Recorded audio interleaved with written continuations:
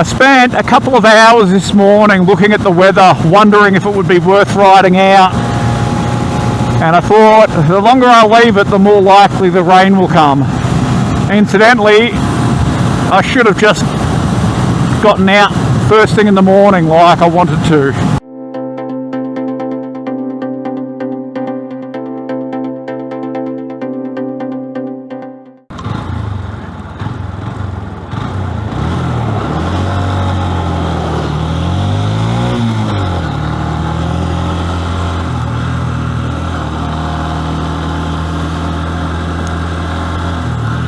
What I will do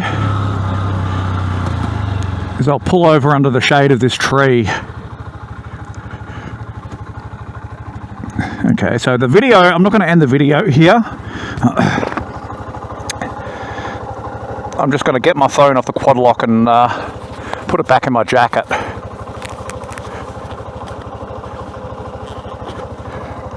Look at all this crap along the road falling from that tree. Alright. It's so hard to find these little zippers with these big gloves. There we go. Side stands down. That's the third time I've tested the side stand switch. Now I'm not going to U-turn here because I just don't trust that.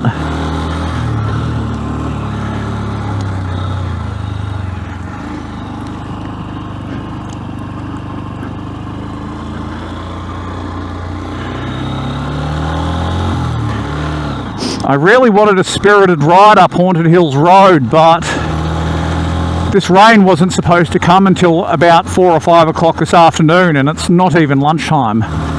So I am a little shitty about that, if I'm honest.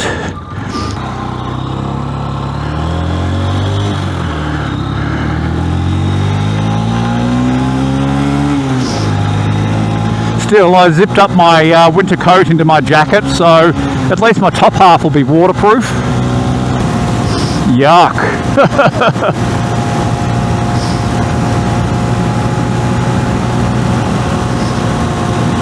I spent a couple of hours this morning looking at the weather, wondering if it would be worth riding out. And I thought, the longer I leave it, the more likely the rain will come.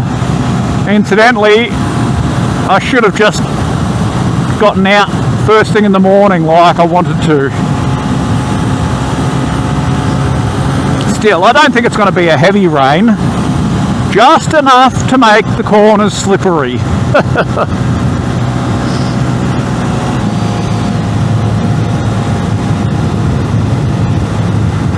The bike does feel not really noticeably torqueier. You only really notice it when you're on a hill like this and you're not losing quite as much speed as you normally would. But it's not such a drastic improvement that I go, wow, it feels like I'm riding a different bike. The difference really is subtle. I think if you didn't tell someone that the sprockets were changed, I don't think they'd necessarily notice a difference.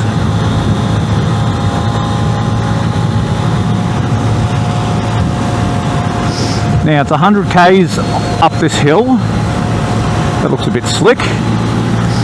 We'll try and use some of this downhill to build our speed up. Don't ride the centre line. I'm breaking my own rules here.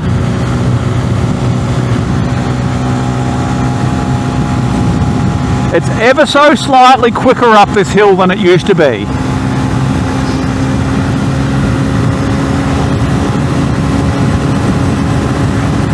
I can pretty much just pin it wide open in a 100k zone and not have to stress about my license, because we'll be doing about 94, 95 k's an hour right now.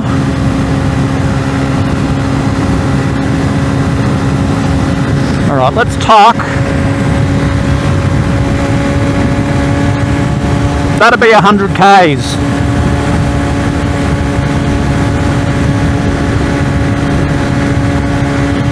Which I'm pretty happy about being able to ride at 100 k's, because the difference is only about 2 kilometres higher on the speedo than what it would be with the stock setup, and that's pretty good.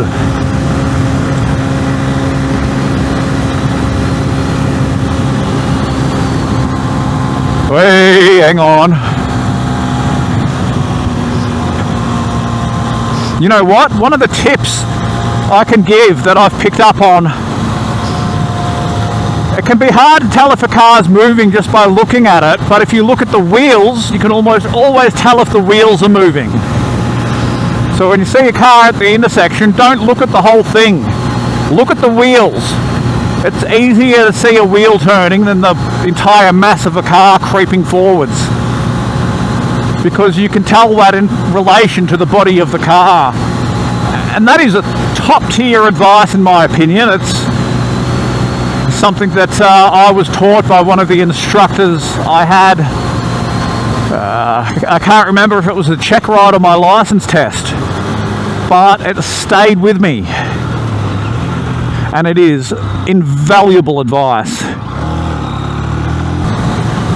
So I know when I'm sort of just kissing 86, 87 kilometers an hour, I'm hitting 80 k's by the GPS. So if I start seeing 87, 88, I've got to slow it down a bit. Right, let's do Haunted Hills Road.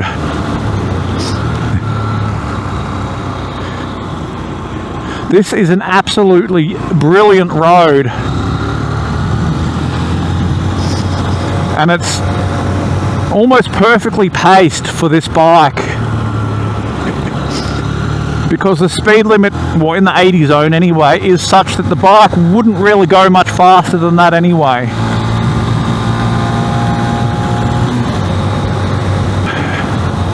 I've always said the hardest part about Haunted Hills Road is keeping it under 60 k's an hour. And this bike, it is now just that little bit, I've got to get used to that little bit of extra torque, because I'm running on muscle memory.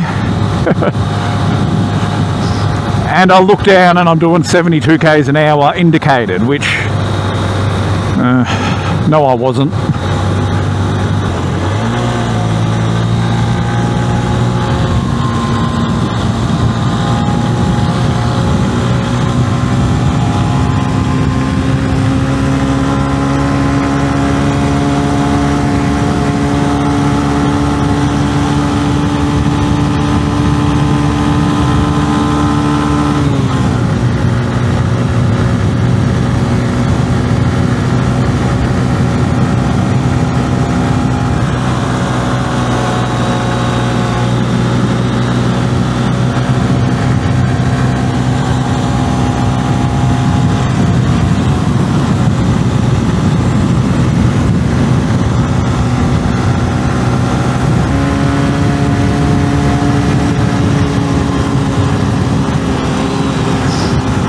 This bike is definitely capable of going faster than it used to on this road, and that's that extra torque increasing my acceleration ever so slightly. I love this corner.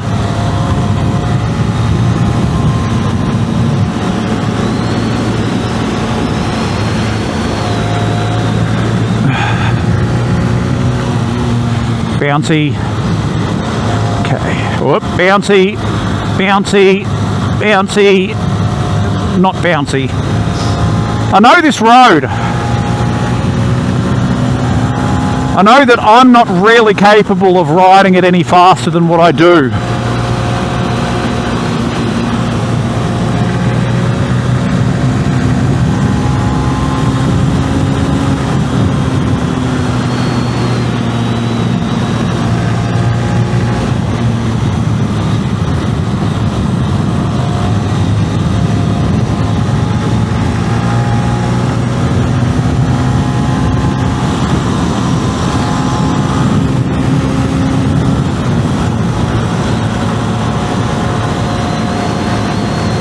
Watch those wheels. Come on now.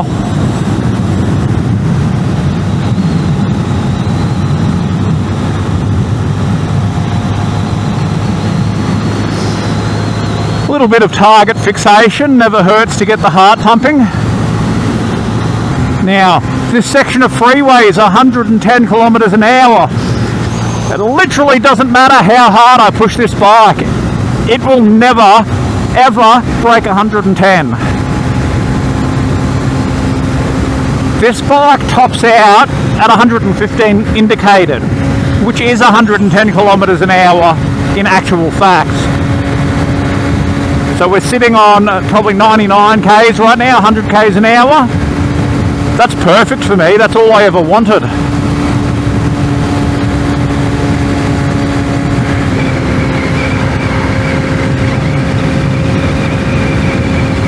It is a particularly windy day today, so I wouldn't expect to be able to go much faster anyway. What is that, 97, 98 kilometers an hour? For a 125, I'm pretty happy with that.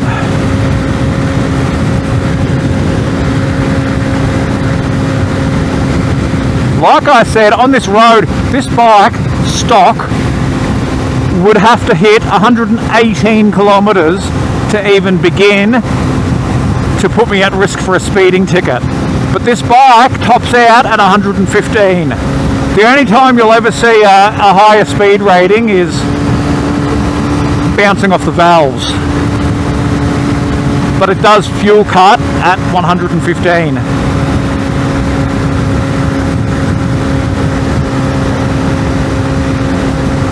Which is what, 108 kilometers an hour, which I don't care. I always said I would rather sacrifice top speed for the ability to maintain 100 k's an hour a little better.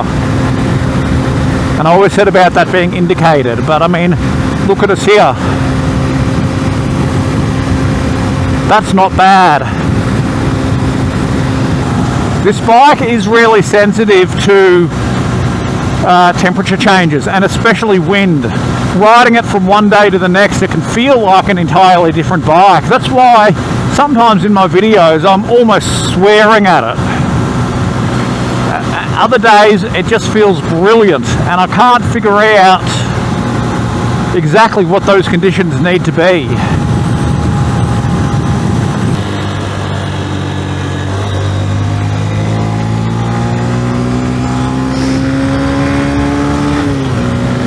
So, same stretch of highway in the opposite direction. This is also slightly uphill.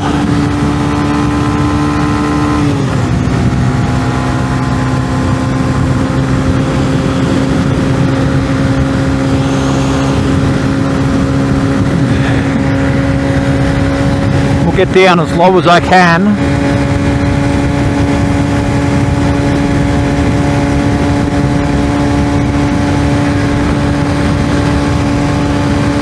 So we're cruising at what would be 100 k's an hour on the GPS, 102. Oh, I hate that bump. 103 even.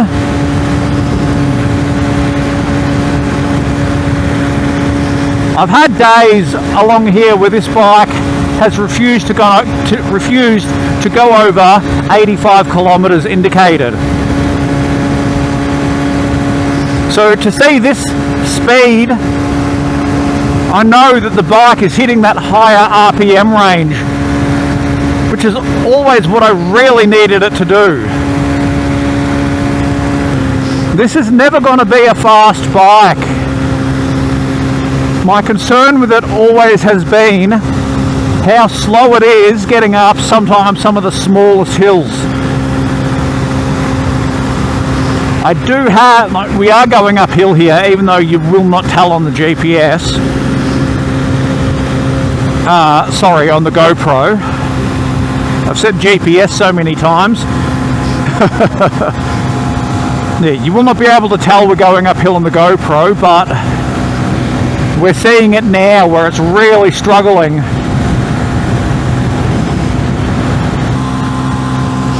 It is quite significantly uphill here. And we're back on Haunted Hills Road.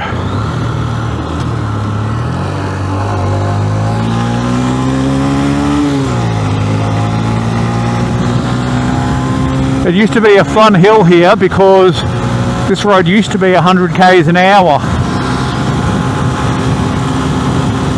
And coming down this hill, you could actually do that on this bike.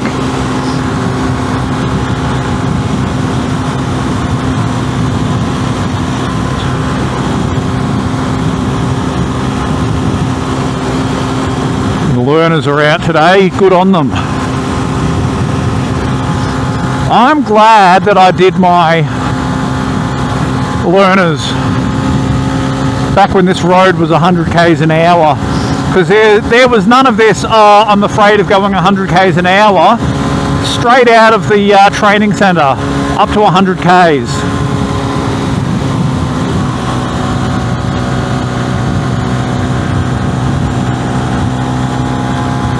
Nowadays, nowhere along the route for your learner's course are you going to be able to hit 100.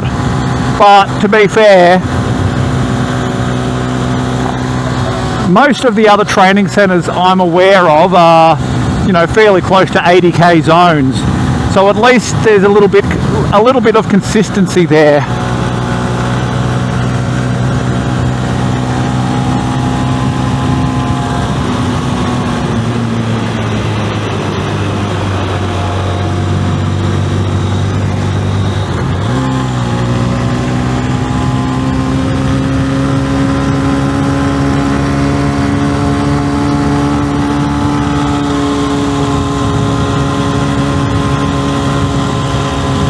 This bike absolutely shines up to about 80 k's an hour.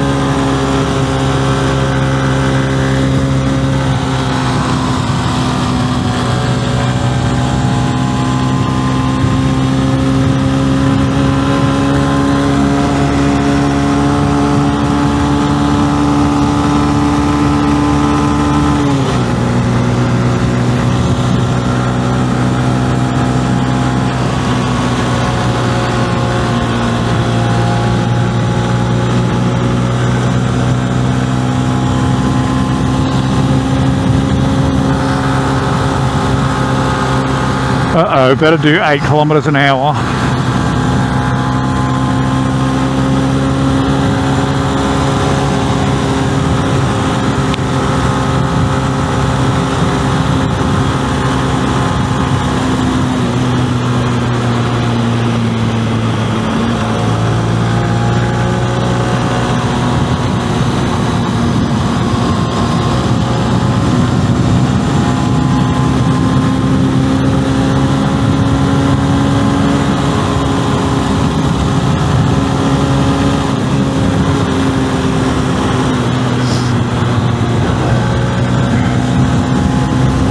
Minor correction, minor correction. Some of the best corners on this road are trapped behind this 60 kilometre an hour.